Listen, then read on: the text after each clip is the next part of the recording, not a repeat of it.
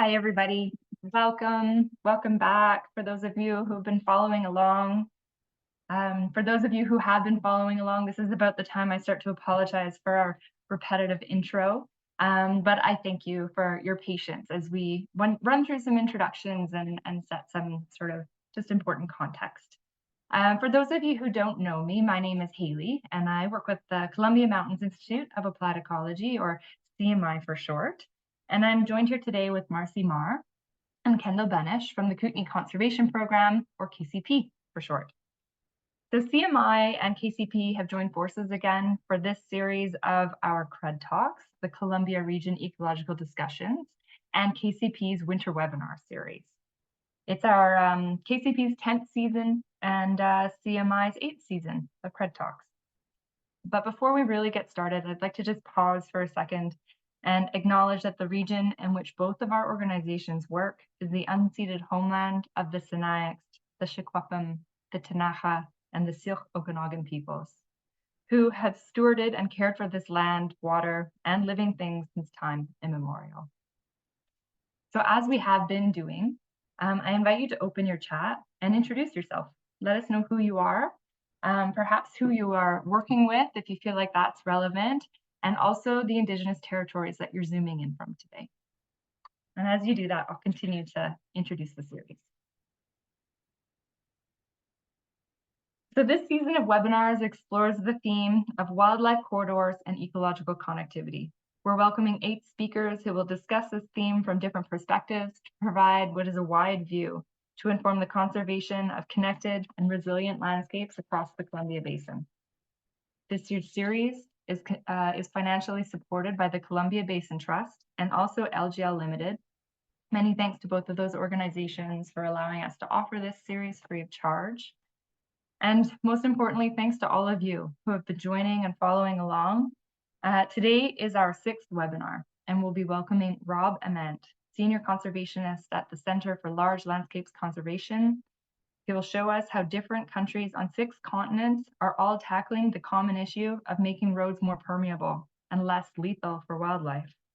He'll cover a variety of taxa that will focus on crossing designs from arboreal primates, large herbivores, and mesocarnivores to birds and reptiles. But before we go there, I'm just going to tell you really briefly about CMI. So CMI is a nonprofit society and an association for people working in various fields of ecology. We provide professional development opportunities in the form of conferences, courses, and webinars, of course, and we address everything from skill-based research techniques to more complex land management conundrums. Our website is a great place to learn more about the things we do, and it contains really great resources such as proceeding documents and recordings from talks like this. So what I would like to do now is pass it over to Marcy Marr, who's going to tell you a little bit about KCP. Hello, everyone. As Haley said, I'm Marcy Marr, and I'm joining you on behalf of the Kootenay Conservation Program, or KCP. And we're a diverse network of more than 85 land and water conservation and stewardship groups, federal, provincial, and local governments, First Nations, land trusts, agricultural producers, and educational institutions who all contribute to conserving our region. The purpose of KCP's partnership is to cooperatively conserve and steward landscapes that sustain biodiversity and naturally functioning ecosystems, and to generate the support and resources needed to achieve this effort, including building technical knowledge in webinars like this. We're very excited to be hosting this webinar series again with CMI, and would like to give an additional thanks to our program sponsors, without whom we would not be able to support this type of work. So now just a couple of housekeeping details and we'll get started. This webinar is being recorded, and it will be posted within a week to both CMI's event webpage and KCP's Winter Webinar Series webpage. We'll have a Q&A at the end of the presentation. Please use the Q&A function in your Zoom toolbar to add a question to the queue, and we'll do our best to make our way through them. And you can also use the upvote button in the Q&A. So if you see a question that's similar to yours or that you'd also like to see answered, please press the thumbs up icon by that question. Okay, and back to you, Haley. Thanks, Marcy. All right, so now the moment you've been waiting for, I would like to introduce Rob Ament. I have a short bio I'd like to read, and then I'll pass it off to him. So Rob is a senior conservationist at the Center for Large Landscape Conservation, as I said earlier.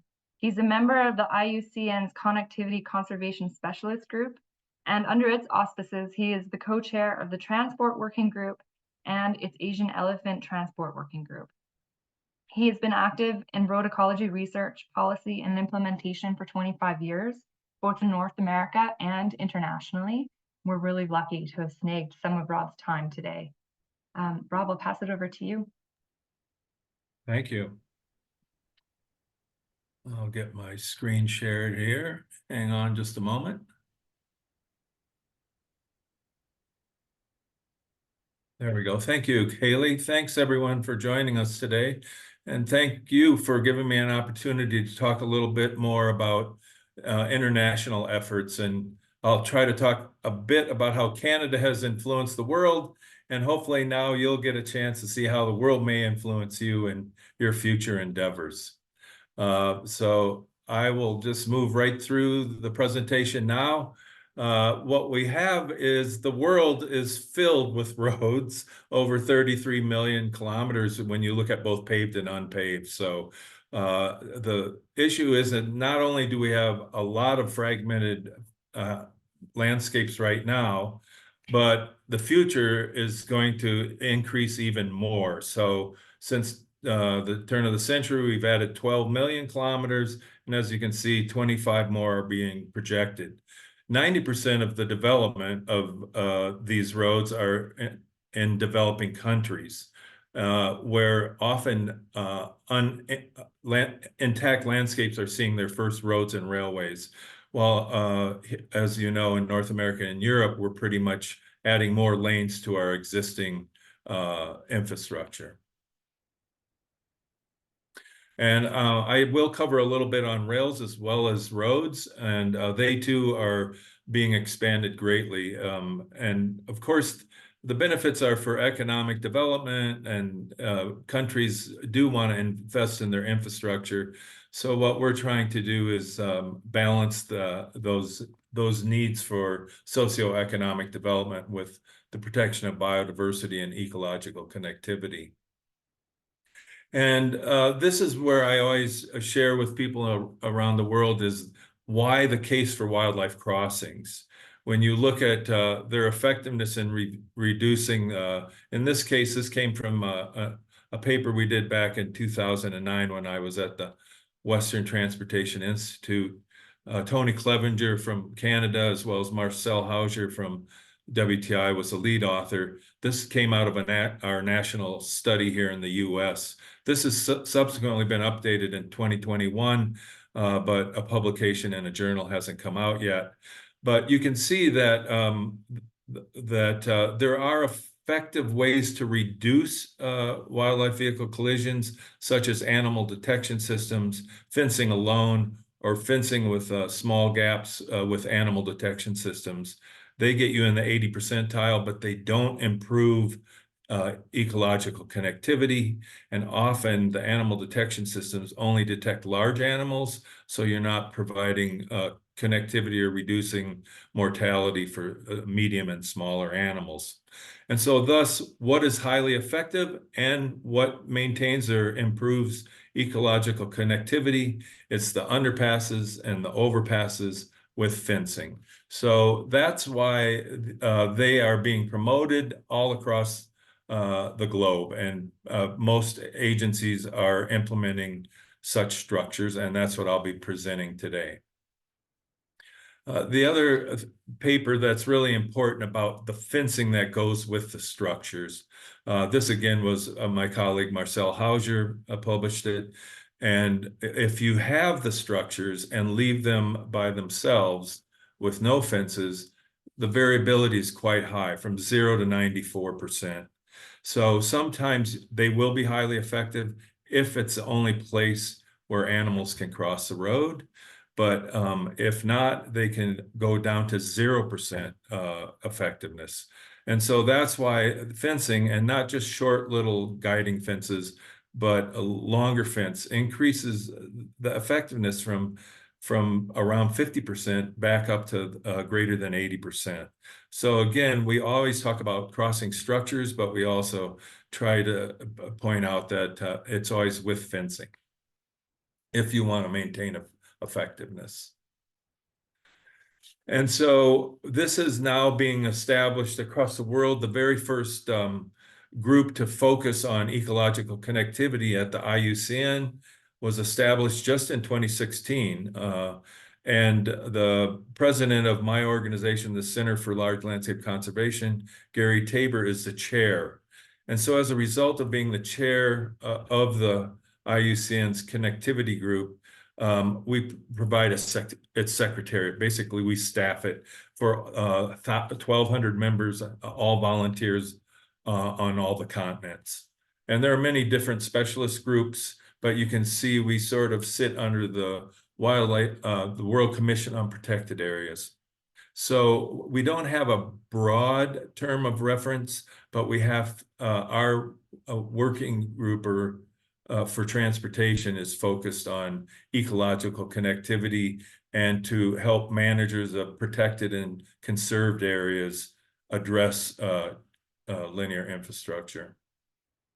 So then just 1 year later, the CCSG, the Connectivity Conservation Specialist Group, formed the Transport Working Group. They said one of the biggest barriers to connectivity is transportation. We need some expertise on that. And so that was formed. I'm a co-chair along with Rod Vanderie out of Australia. We have 100 members, and we were to provide advice on policy science. You can see the terms of reference to the CCSG. And so the Transport Working Group published our first, it took us 4 years. We had over 40 contributors to this publication.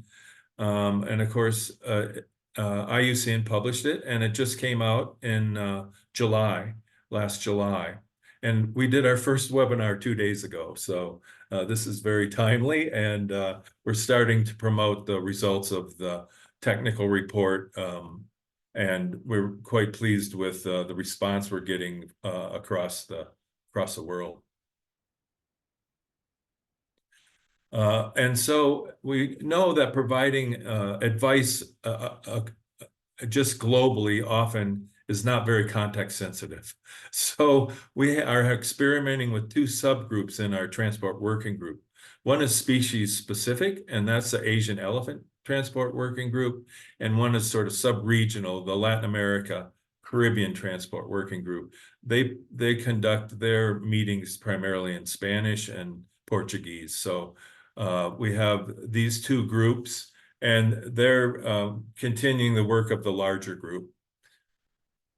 And this is an example of the first publication that came out of the Asian Elephant Transport Working Group.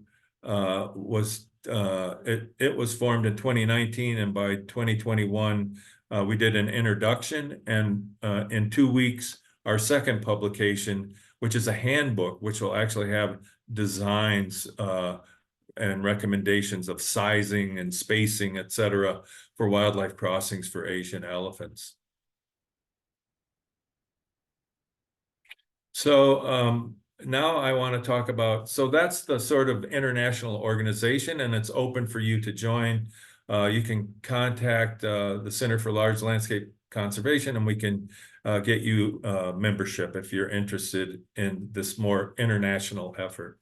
But I always tell people, again, because I worked at the Western Transportation Institute, and Tony Clevenger was staff when I was staff there, and he did a lot of the research in Banff, and all the lessons learned about crossings and much of the information that inspired the rest of the world really came out of Canada, which was quite great. I mean, you were the leaders in the world on this, and really he gave presentations. It's amazing the amount of people from different countries that wanted to visit Banff for their crossings. And as you know, it was a whole suite. It wasn't one simple type of design. But I always call the overpass the double eyebrow design with the head wall and then the rocks piled in front. But that's unique, and I want to show you some of different aesthetics when it comes to wildlife crossings from different parts of the world. So here are some examples. The top left, that is China's. This is an overpass, but actually it's a tunnel. But you can tell you're not in Banff when you see designs such as that. The one on the top right is from Spain in a grassland. And so you can see how they're trying to design to have things fit into their environment. The bottom right is Bhutan, which is a very interesting design for an underpass with the blocks across it on the top where the traffic passes. And then on the left, which is more traditional that we're more familiar with, would be from Argentina, an overpass. So as you can see, the aesthetics change as you move around, and it's quite interesting as you travel and look at how these designs are being implemented. I also want to talk about Mexico, our third member of North America, and they're just starting to pick up this whole notion of road ecology and wildlife crossings. And Tony Clevenger, that's the person on the left with our two Mexican colleagues, we were able to attend and present at their very first workshop on road ecology. I think it was in 2017. So again, they are just getting started. And 2 years later, I was invited to Guadalajara. 300 civil engineers get together and are finally starting to talk about this. They're getting really excited about starting to design their highway systems so they're more sustainable and providing ecological connectivity. I met a fellow who was a consultant at this conference. There was no field trip. And then he takes me out on the road outside Guadalajara. And he says, yeah, I'm the consultant studying the wildlife crossings. I said, oh, we didn't even have a field trip planned for this conference. And so he said, well, I'll take you. And here we are on this new 4-lane highway being built. It's what we, sort of like a circular road around the metro part of Guadalajara and adjacent lands. And you can see the bright green as a wildlife sanctuary. They have over 100 wildlife crossings on this 4-lane highway. It's probably the most mitigation of any road in North America, and no one even knows about it. And they were just going, they wanted to reconnect things. And primarily they had these five felid species from jaguar, then there's mountain lion, that's a cub of an ocelot, and then bobcats, and then jaguarundi. But they built over 100 crossings just for the 5 felid species primarily. And they even built 2 overpasses near the wildlife sanctuary. And as you can see, they used open fence so they don't have sound barriers that doesn't reflect the light at night from the headlights of the traffic. So not a perfect design, but they were enthusiastic and actually investing in building their first 2 overpasses, and this is what they looked like. And then here's another interesting thing. Again, when you just let people design for in their backyard, these are substantial underpass structures, right? You can tell by this photo on the left. And this is the kind of fencing they use to guide animals to the structures, which is, just woven fence, which is quite inexpensive. But what caught my eye and why I asked them to pull over, it was really shining in the sunlight. And if you can see on the right where my arrow is, there's all this metal along the bottom of this woven fence. And what I found out was they have rattlesnake crossings, that they were losing a whole bunch of snakes were getting run over on this section of highway.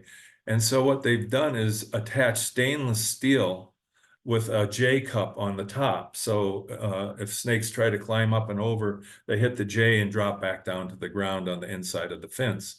And so they don't have any more snake mortality on this section of road. But it's just an easy addition to a crossing that I've just never seen. And when we think of, ectotherms that are, cold-blooded animals that are attracted to warmth, we know reptiles are very vulnerable to roads and are attracted to the warmth. So I just thought this was such a simple, easy design, and Mexico has the first rattlesnake crossing that I know of. So it was quite interesting and easy to replicate in other places. This is Argentina, their first overpass as well. So most of what I'm showing you are the first attempts in many countries. Again, I know Canada's been fortunate to have 20 to 30 years of experience now, but many countries are just getting on board with their first design. So this is for the Golden Lion Tamarin. So they actually built an overpass for this road. And then this is the first structure for African elephants in Kenya. They built the highway with no crossing structure. And this is a known elephant corridor that connected two populations on the flanks of Mount Kenya. And so Save Our Elephants retrofitted with this, just a box culvert. That's all they could afford, but they put it in. And immediately they started getting females with their young using it. And within 3 years, the larger males were using it as well. So basically one simple underpass has reconnected the populations that were separated by that highway. Now Kenya, when they built their first railroad, I'm going to talk a little bit about rails now and some of the mitigation. This is the railroad that comes from the coast. Mombasa is the port city, and it goes to the capital, Kenya. Along the flanks of parts of the capital is Nairobi National Park. And so the railroad was going to go through the park. And so the mitigation, this was some more supported by China's Belt and Road Initiative. And the Kenyan government said, oh, if we go through the park, we have to lift the structure.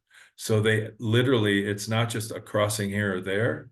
They lifted it across the entire passage through the national park.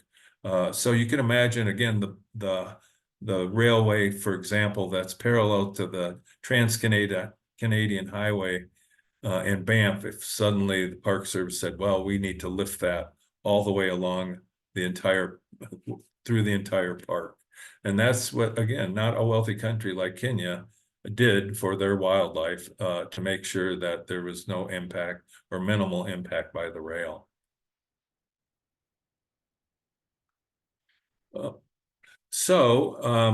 This railroad went through two different protected areas, not only Nairobi, where they lifted it on the left, but National Park, but also Tsavo. But in Tsavo, they just created underpasses, and then they put in monitoring. And so they actually published a paper on this. And what they found is even these are quite high still. 30% of the elephants won't use the structures because these are narrower than the totally elevated rail. So even though they built, I think, 6 structures like this, they've seen very little use by a major chunk of the local population. So even when mitigation is put in, sometimes it doesn't work as effectively as possible. And again, this is Bangladesh now, and they just built this railway. It's just recently been completed. This was a drawing of what they contemplated as mitigation. The rail went through a wildlife sanctuary. They created 2 underpasses. A picture of one of the underpasses on the left. As you can see, it's nearly 5 meters high. We're now recommending, the Asian Elephant Transport Working Group is recommending 6 meters as a minimum for underpass structures. but at least they were able to mitigate the rail through the protected area. And this is the first Asian elephant overpass in the world, and it's Bangladesh building it. So again, these are not wealthy countries. They're taking out loans to build this infrastructure, but they're still trying to protect their biodiversity and their ecological connectivity. And there had been a very well-conducted pre-construction analysis of wildlife before the rail was built, and they knew where the elephant corridors were. So these are well-placed structures as well.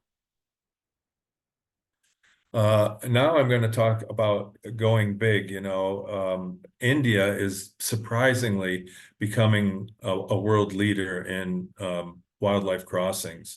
And this is Rajaji National Park. We did a field trip here just last year. And on the right is a rail, and on the left is a new expressway they're building. And we're right on the edge of the park. We're in a sort of a river drainage, and as soon as you hit that forest, you're in the national park. And on the right is a sign. It says caution. But what they've done to effectively reduce mortality on the railway, which has been built for some time, they were killing 1 elephant per year for like a decade. And so to get to zero mortality, what they did is they're slowing, all trains have to slow down. Again, I don't know of any railroad that were managing speeds to protect wildlife in North America, but they make it go down to 20 kilometers per hour through this area that they know the elephants frequent. And just by traffic calming, as they call the mitigation measure, they've stopped all the mortality. So a simple thing rather than a structure, they went with management of train speed. Thailand is also, this is again, their very first structures they're starting to build, and they built it at 3 kilometers long for one underpass and one overpass, where they're taking a 2-lane highway, turning it into a 4-lane highway. Sounds familiar to us here in North America. And it went between 2 protected areas, 2 national parks. And it's built now. I was able to go and visit this site as well. And they've had everything but tigers use it. The elephants are using it, but tigers are within 1 kilometer of using the crossings now. The same with Malaysia. This is peninsular Malaysia. Again, their structures are so large. It's just amazing. This is 400 meters long. Basically, they call it a viaduct. It's we would call it an underpass, but they lift the highway up on and just for a long stretch of highway. So, and again, they've recorded elephants' use of this area, but they don't have tiger use yet. And then again, Bhutan, I showed you this picture earlier. These are their very first crossings too. This happens to be a wildlife sanctuary that had elephants in it. And so they were just going to do a normal stream crossing kind of culvert. And they decided to build it, 8 meters tall with arch steel. And so they've had incredible passage rates of over 70% now. So these structures are working, and this has encouraged them. They're now building a whole series of other wildlife crossings in their country. So it's amazing how once they build a few and see how effective they are, they're starting to become standard practice in some of these countries.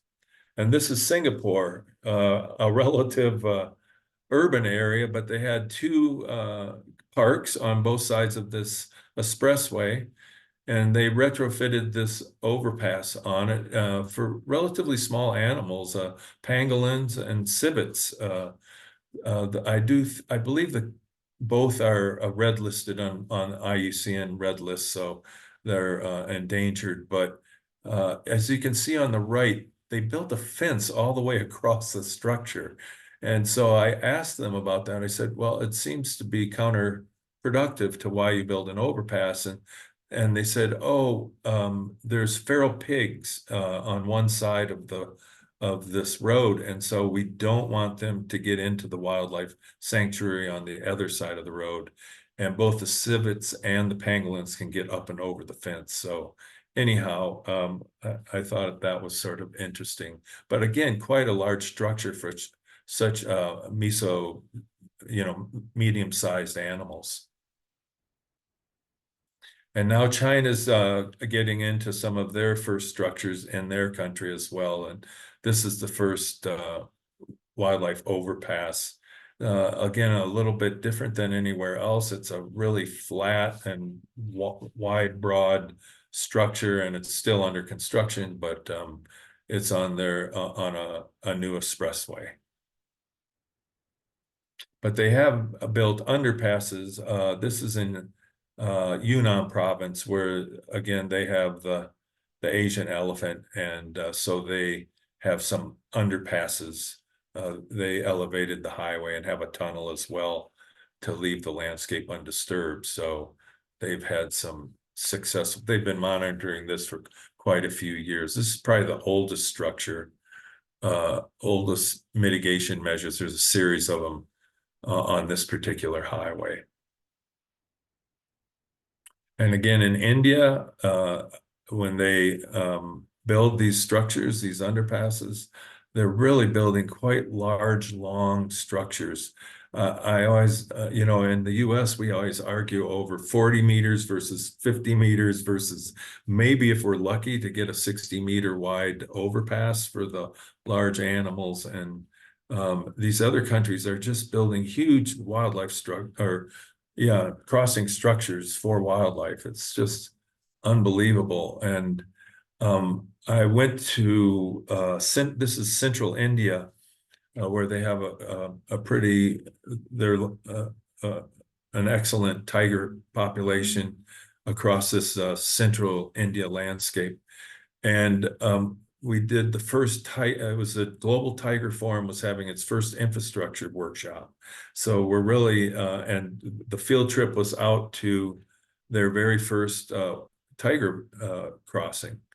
And again, they're lifting the highway up for 750 meters long for tiger passage and other species as well. But they passed a law, they amended their Wildlife Act to include tiger corridors back in 1995. And so any road that goes through a tiger corridor adjacent to a tiger reserve, they invest on incredible mitigation measures to maintain that ecological connectivity for the species and for many others as well. And so this is another look at it. They'll remove that road, the 2-lane highway, and they're building the 4-lane highway to the while we were there for our field trip. Well, a colleague sent after they were finished, this is what it looks like. It seems so natural now, and within 1 year, our colleague at the Wildlife Institute of India is in charge of monitoring, Dr. Bilal Habib, and he sent us these photos from his monitoring cameras. And now it's been several years, and all the species and the vegetation's coming back, and a whole variety of all the species in the area are using it as well. So they're building them big. And so now, this is unbelievable. Now India's building 12-kilometer long flyovers for wildlife. They're building an expressway, again, Delhi, the capital. Dehradun is to the north.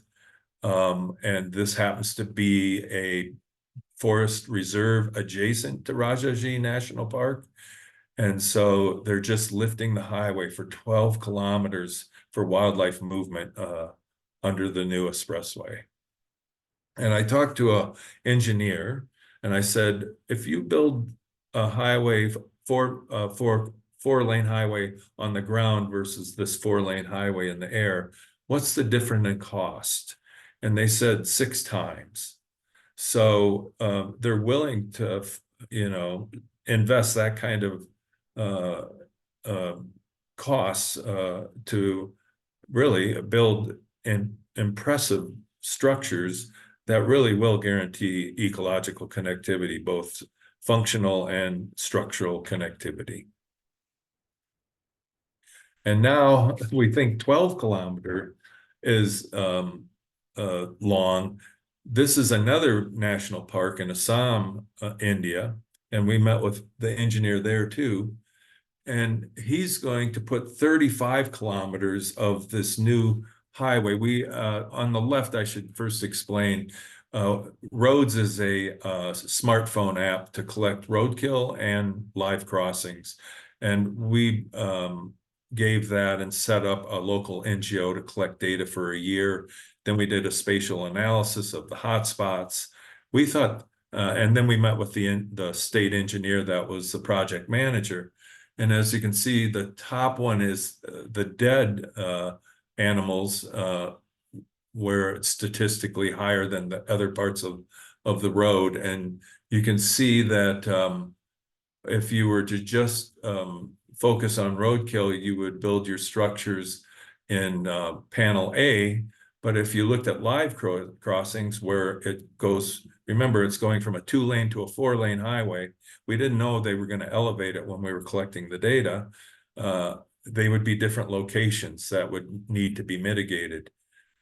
So we really think that a lot of the data collection needs to be more than just roadkill databases to really think about where your crossing structures should be built. So we met with the engineer and presented this data to him because he didn't have any data. And he said, oh, I'm going to build 35 kilometers. I'm just going to raise the highway. And the only place the highway follows Kaziranga National Park for 50 kilometers. 35 of that is now going to be elevated. It's not built yet. But the only place they brought it back down to the ground are the 3 entrance villages to the park, or else he probably would have elevated it the full 50 straight. So this is an engineering decision, by the way. It wasn't a Park Service, Parks India decision. So really impressive that how they really want to take care of their endangered species. Some other things that we don't do very often here in North America that I thought I'd share with you. This is from the Netherlands. They're putting water on top of some of their bigger structures for the smaller animals. We always often design for wide-ranging, large animals that can move across it in minutes. We don't think about amphibians that might take days to cross such a big structure. And so the Netherlands actually tries to incorporate water on many of its crossing structures, which I think is interesting. And again, in North America, I haven't seen much of that. And of course, small structures, I know we're starting to focus more than just on our iconic big species, but I like the idea of these putting in the smaller structures don't work during the rainy seasons. Many of them mammals can't get through, so they put these little dry ramps that are lifted above the water in through the culverts. This was Roscoe Steele out of Missoula, Montana, made these structures, and they were placed in and monitored in Montana. But I haven't seen much of that as I go around the world either, where you can retrofit culverts for small mammals as crossing structures. And then this is from Japan. I just thought that was interesting. We don't think of our railroad, the rails themselves as barriers for wildlife movement. And so for their small reptiles that can't actually get up and over a rail, they put these very small little turtle crossings in for their railroad. So again, I don't think we're that creative. We're not thinking about all the species quite often when we're designing our roads and railways. Of course, you are in Waterton. I love taking this around the world and showing people. Barb Johnson from Parks Canada shared this with me, but the way they came up with the design and how many, this is the entrance road to Waterton for those that aren't familiar with it. And when they didn't have it mitigated, the tourists would run over all these salamanders when they do their mass migration out of where they overwintered in the pond you can see below the road, and they go up to the wetlands on the other side of the road to breed. And so they march across the road, and they would, up to over 40% of the population get killed on the roads. And so they put in these 4 or 5 crossing structures, and now it's, just minimal, down to 1 or less than 1% of the salamanders are killed on the road. Again, these are quite inexpensive solutions to provide for more than just large species, and not costly like a grizzly bear crossing, right? And another thing I don't think we're thinking about as much as the rest of the world is arboreal crossings.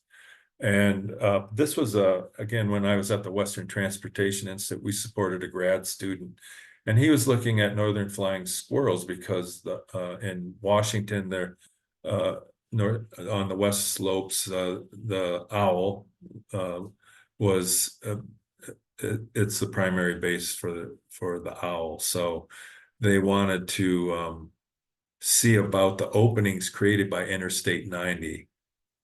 And so he actually radio collared 17 of these adults, and then found that the furthest that they actually fly or glide over 2 years was 80 meters. And so I don't know if we're thinking about the gaps we're creating. I haven't seen many arboreal crossings in our part of the world. I know they do for the southern flying squirrel.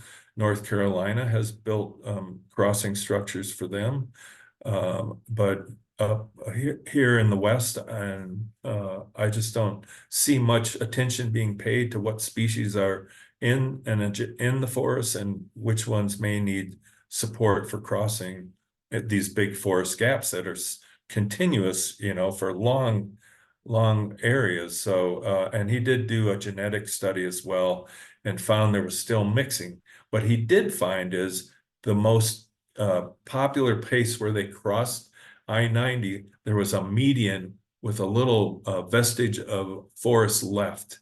And so they could actually go to the middle of the highway and then cross each 2 lanes at a time. And that by having that narrower gap, they had a lot, that facilitated crossing. So I don't think we're designing for them. And I just wanted to bring that to everyone's attention, because when you go around the world, they're building structures, and again, these are inexpensive investments. Often they're just like a telephone pole with some things connecting. I'll show you how inexpensive it is.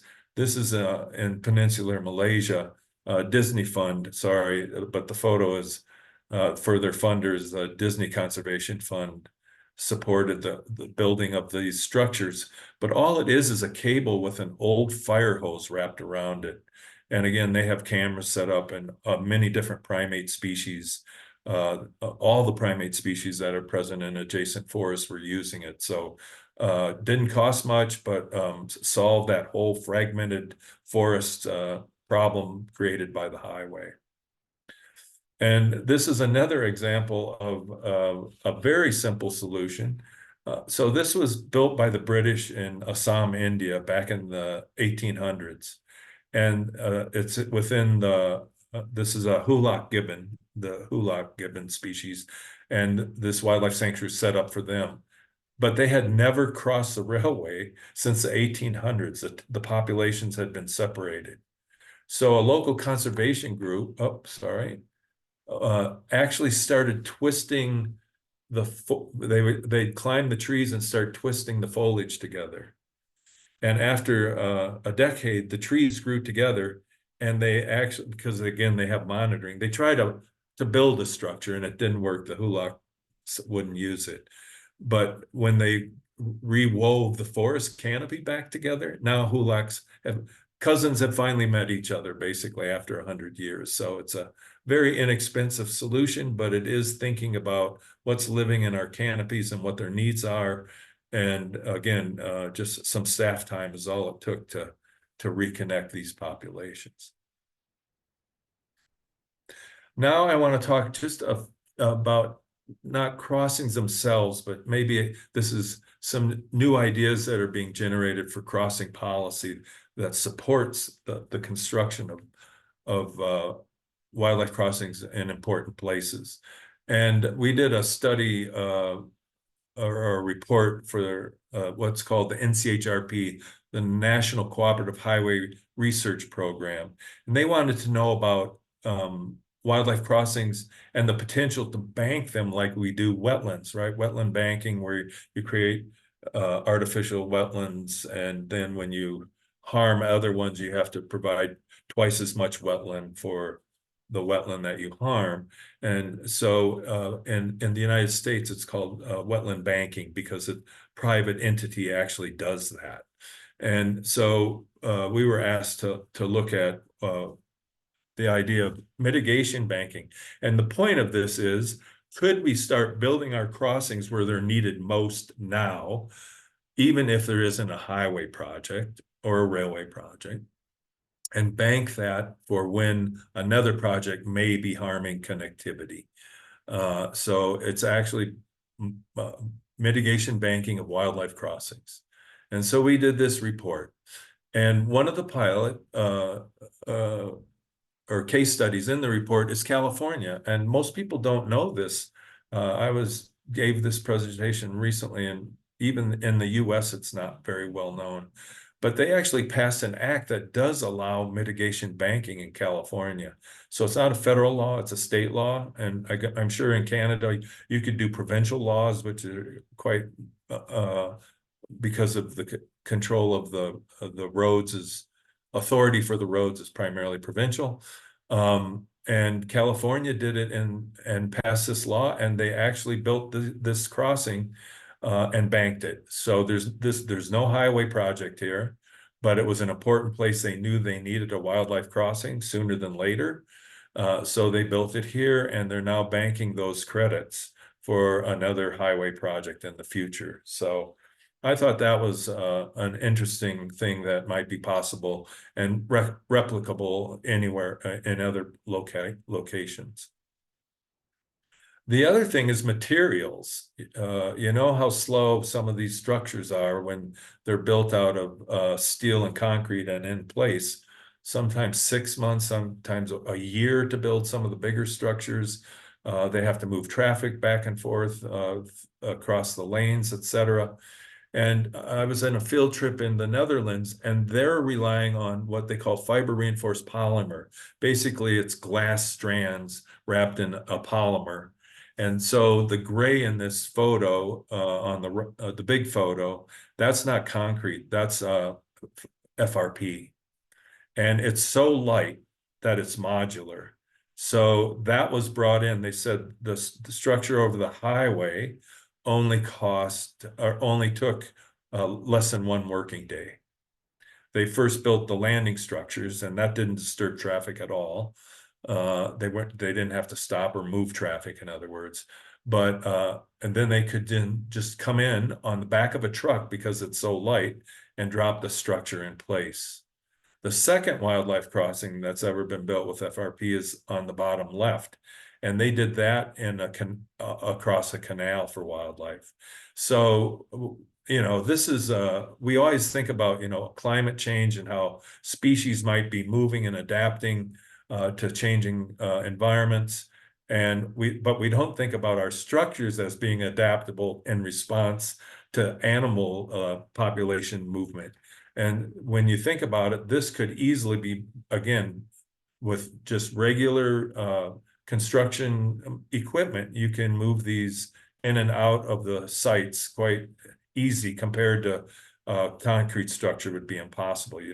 So we wanted to look at this. This is another close-up I took of the actual crossing. So again, that's FRP, that's not concrete. And so we got pretty excited about this and thought, and so we came to back home And we actually have a project in California, and the US doesn't have the same manufacturer that made the ones in the Netherlands.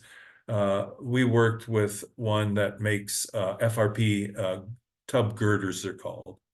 And so we worked with California Caltrans to design the very first one based on FRP tub girders.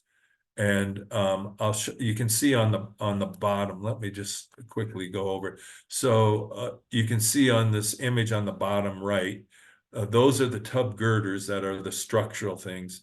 Then across it is a deck of FRP. And so you would be able to swing a three deck piece in and build this in a matter of a day or two. And then they would finish it by putting they wanted to put concrete, a 4-inch layer of concrete, and then the soil on top of that. And the fencing and the sound barriers are all FRP as well.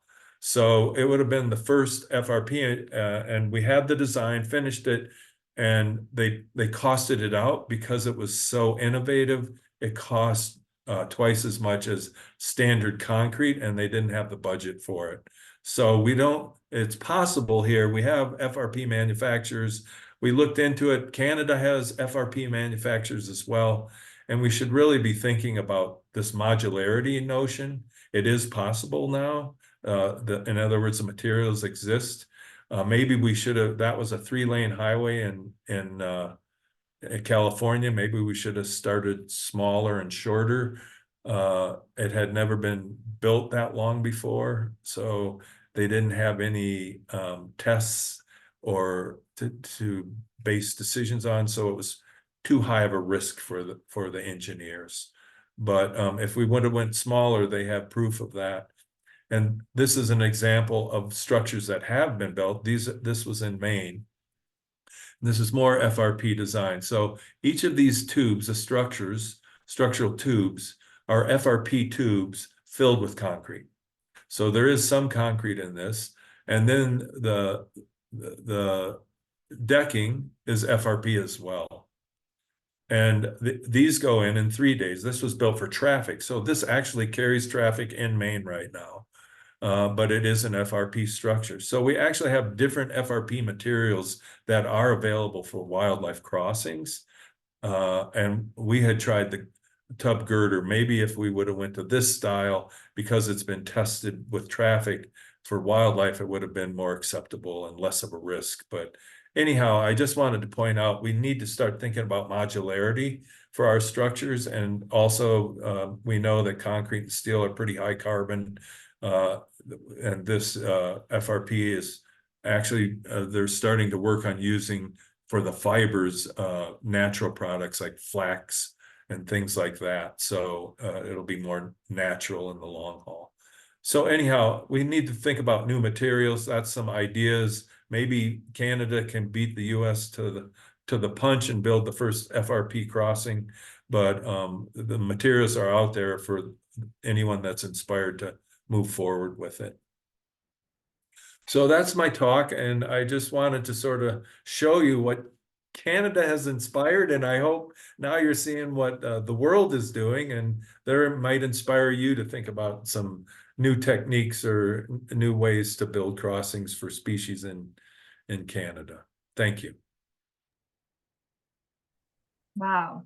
Thank you, Rob. What an inspiration, and what wow, how far we've traveled in just an hour. Thank you so much. We are a bit short on time, but we're definitely going to leave some time for questions. So you may notice, everybody, that some questions have been appearing in the Q&A already. There is a Q&A function at the bottom of your Zoom screen there. If there's a question there that you'd like to see the answer to, give it a thumbs up. Marcy will order her questions in order of upvote and try to group things thematically as she sees fit. And I think that's all. I'm just going to pass it over to you, Marcy. Yeah, great. So yeah, we have about 5 or 10 minutes, and Rob said he could stay later too. So I'll try to make make do of yeah, all the questions you've all have asked. And yes, thank you, Rob. That was really awesome. So let's see how we can work through some of these questions. So there are a couple about funding. And so one of them is, can you give some examples of funding mechanisms other countries are using to pay for the crossing infrastructure?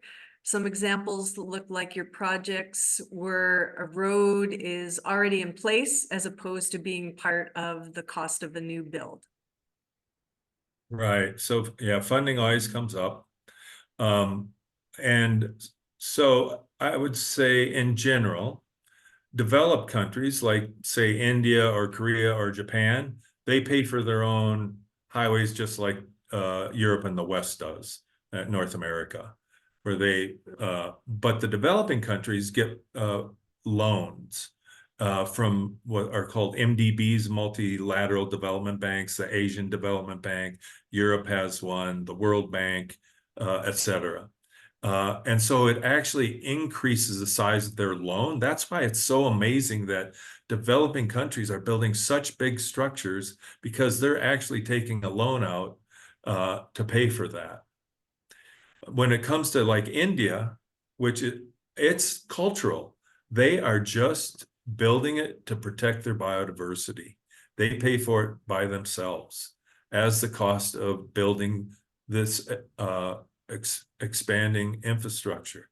And India is a good example. The one on Kaziranga National Park is the expansion of an existing highway, right? And that engineer wants to lift it for 35 kilometers. The 12-kilometer one that I showed you that was being built from the highway from Delhi to Dehradun, that is a new footprint primarily. So both are still incorporating it because these are such important biodiversity hotspots for India, Rajaji National Park and Kaziranga National Park. I didn't talk about the multitude of species, but for example, Kaziranga has the highest density of tigers in Asia. It also has, I think, 40% of the remaining single-horned rhinoceri, again, in Asia. So, and it has primates as well. So many rare species, relatively rare but endangered species. So they take that quite seriously, and they know the impact of the road. And that they would lift it for that long it's just mind-boggling to me, quite frankly. And it was an engineer, remember? And I asked him about, this is a little backstory too. When we shared the data, he said, this is great. This data is going to help me justify this, because he had no data at that time. He was building that without any data on wildlife.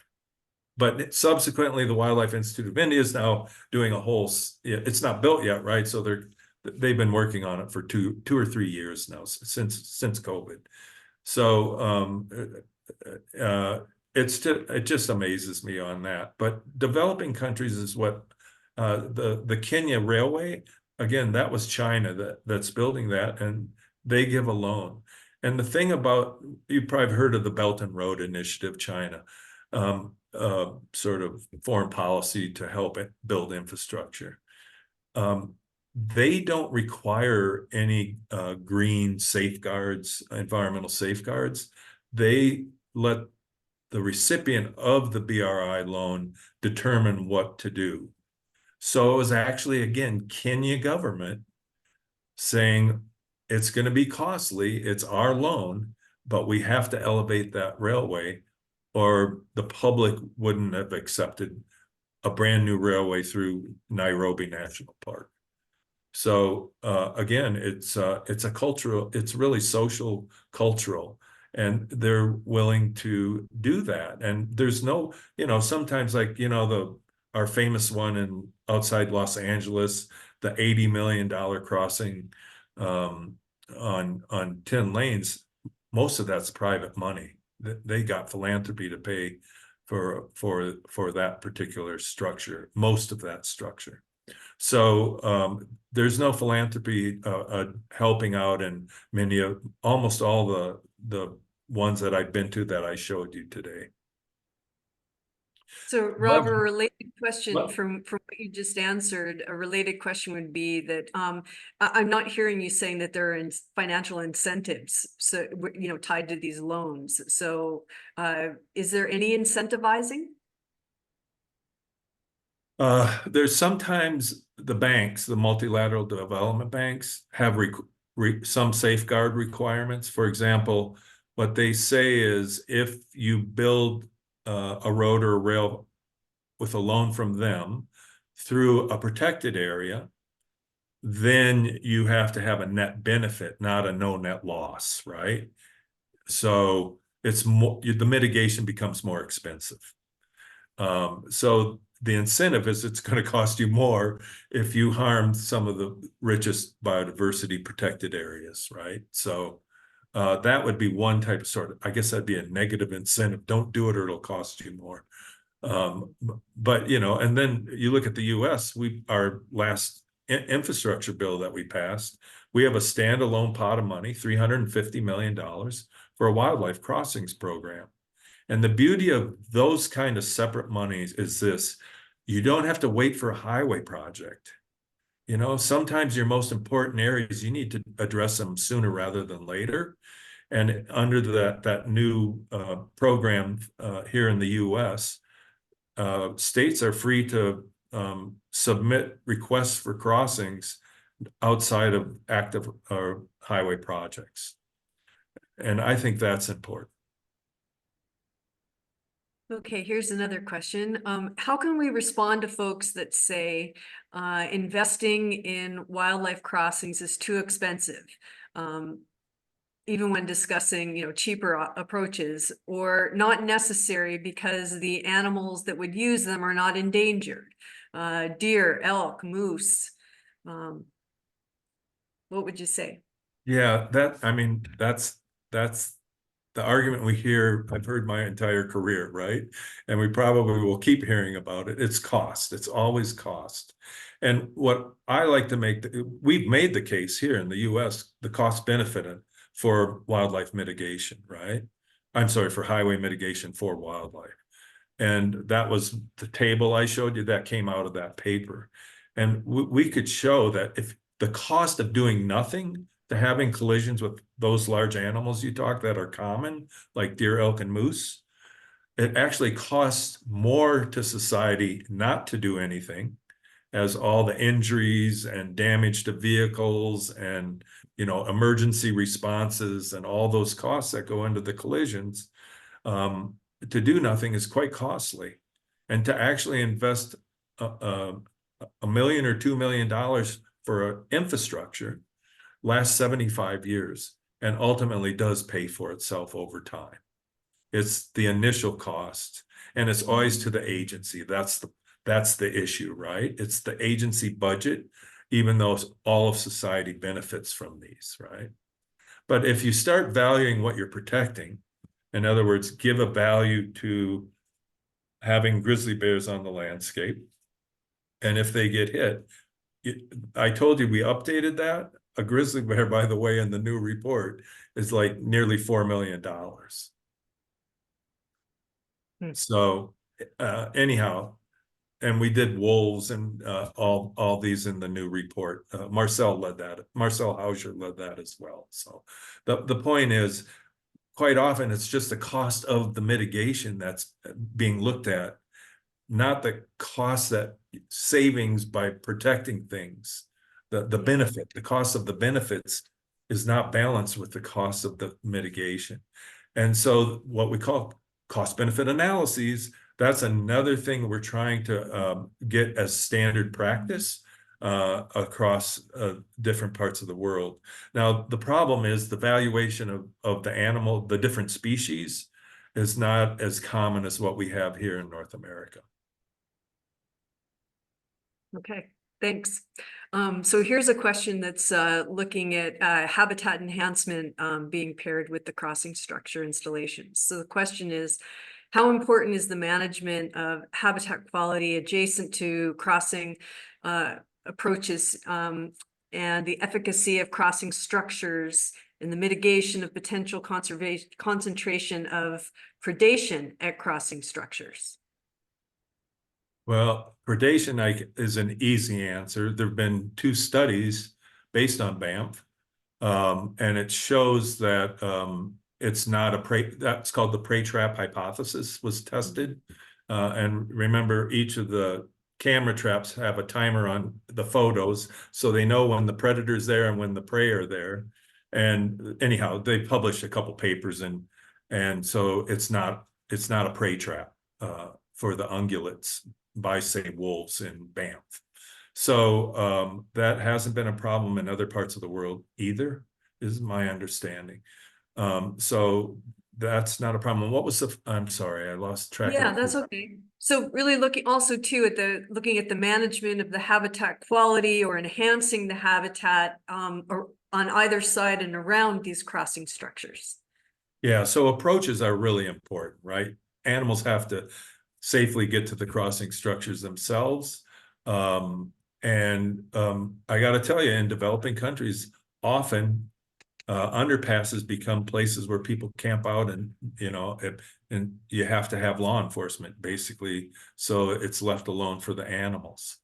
In Wyoming, when they built their crossings, they closed to hunting the lands around the crossing structures for the first 2 years until they felt the animals, again, monitoring showed the animals were using it. This was pronghorn, mule deer, and elk, all hunted, right? And so they didn't want hunters hanging out around the crossing structures to dissuade use by the wildlife. And so you can manage it that way, and then the habitat quality itself. And the higher the quality, the better. And in fact, transportation agencies may not build a structure if the land next to the structure is vulnerable to development. So either it has to be public lands or conservation easements if it's private lands, just to be sure if they're going to invest $1 million or more for the crossing structure, that they don't see a subdivision next to it or something like that. So habitat adjacent, land managed adjacent to crossing structures is really important because they're 75-year investments, Yeah, yeah. Okay. And here's another question that is interesting. Curious what you'll say. So can you address the use of escape structures in the fencing in some of the international projects that you featured? Just that there are so many different critters that may or may not, as you said with the example of the pigs, may or may not you want to use the crossing structure, but others that may need to have an escape.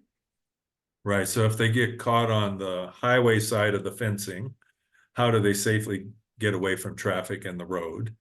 They're called jump outs and some escape ramps, different things. And, I haven't seen well, so the recommendation is for 5 kilometers of fencing, right? But that isn't standard practice right now internationally. Many of these countries won't build that kind of fencing. Fencing's very controversial in some countries. I have some pictures. In India, because the fencing will disappear if we would, I mean, they'll literally tear it down within 24 hours and scrap it, basically sell it for scrap. So they build concrete 2-meter high walls that they call fencing. And that's what directs animals to the structures. It's incredible in that it also creates a sound barrier and a light barrier. So it's sort of good when animals are right near the road, because they have a 2-meter high concrete wall there. So that's one type of fencing, and those do not have jump outs that I know of, the ones I've visited.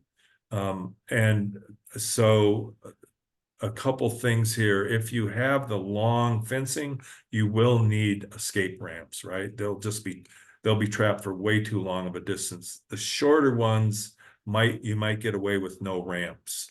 I forget, for wide-ranging species, it's about every kilometer is usually the design for a jump out. Maybe less for less mobile species. but I have not seen very many of those yet in the international, especially I know that I've never seen an Asian elephant jump out. They're still worrying about the fence itself, the sturdiness of the fence. So that's controversial too, right? Building fence. Sometimes they use the Malaysia one I showed you, they tried electric fencing and they never maintained it. So they have fencing. As we know, maintenance is everything. We usually don't, we invest in building the structure and then we don't invest or set aside funds to maintain that structure over the long term. And so for elephants in that design, it was electric fencing, but no one maintained the electric fencing. So the effectiveness of the fencing went to zero. Sorry, I don't have better answers of great designs for different species. Okay. So there's some interest in learning more about the mitigation banking, and I'm hoping, Rob, you can provide the link to us and we can send that out as a part of our follow-up materials to everybody. And then if you could please explain it a bit more. Someone was asking that, you know, they heard you say they built that they were building underpasses where there was no road. Or maybe you meant no construction projects underway, but to bank it in advance. So maybe you can explain it all a bit better because it seems to be a topic of interest. Yeah, I'll explain some difficulties from our NCHRP report. So the notion is that we can't wait to mitigate some roads. And if we do invest in standalone mitigation where there's no highway project, could we bank that? Could we use what we did that increased connectivity as a mitigation measure? It's called offsetting, or right? It's not in the project area of another highway project that may be harming connectivity. And so that's what a bank is, right? You do something now, put it in the bank, and then they can use it. The benefits that accrued from that project for a highway project later that does cause harm. And so what it does allow an agency to do is start ticking off its priority crossing sites right away and put them in the bank for other projects that go through areas that aren't nearly as important to address. So that it addresses the urgency issue, or maybe it's a T&E species issue, a threatened and endangered species issue. But California actually banks that. The difficulty is this: what are they banking? Is it the reduction in wildlife vehicle collisions? Is it the frequency of animals crossing using the structures? And so the metrics of the bankable improvement to connectivity is causing some concern because it's very difficult. Is it just the length of the structure, the physical part of it? So that hasn't been settled. It's quite as you can imagine, we don't have a simple answer for that yet. Right. Yeah. But your point is, rather than waiting for a twinning project or a repaving project or whatever might hold something up. Yeah, most of our highways don't get retreated. It may be a repavement, a resurfacing every 25 years, maybe a little less. Concrete lasts longer than asphalt, et cetera. But nonetheless, it's decades, right? And so if you don't want to wait decades, this may be a way to be able to spend your money now and address the really problematic areas and bank that for future highway projects somewhere else, right? Yeah.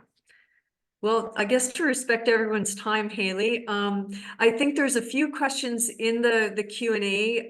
Rob, if we're able to provide your contact information, there's a few questions here I think where people would probably like to pitch you an idea or get your thoughts on something directly. And Haley, do you want to help close us out? Can do. Thanks very much. Rob, thanks again so much for your time. thanks in advance for the time potentially answering a few more questions. I know that this has been really inspirational for a lot of folks, and I could tell by the the activity in the chat and the questions being asked that there are people engaged in this sort of work. So this will be really helpful. Thanks. Thanks to our sponsors, without which we couldn't do this series. And then I just wanted to plug our next talk. So we're taking a break next week. We'll reconvene in 2 weeks, and we'll be welcoming Michelle McClellan and Lana Ciarnello, and they will be speaking about the trappings of success, the critical role of social carrying capacity in fostering long-term human grizzly bear coexistence, promoting safe and functioning wildlife corridors. So join us for that talk. It'll be really interesting. And see you in a couple weeks. Thanks, everyone.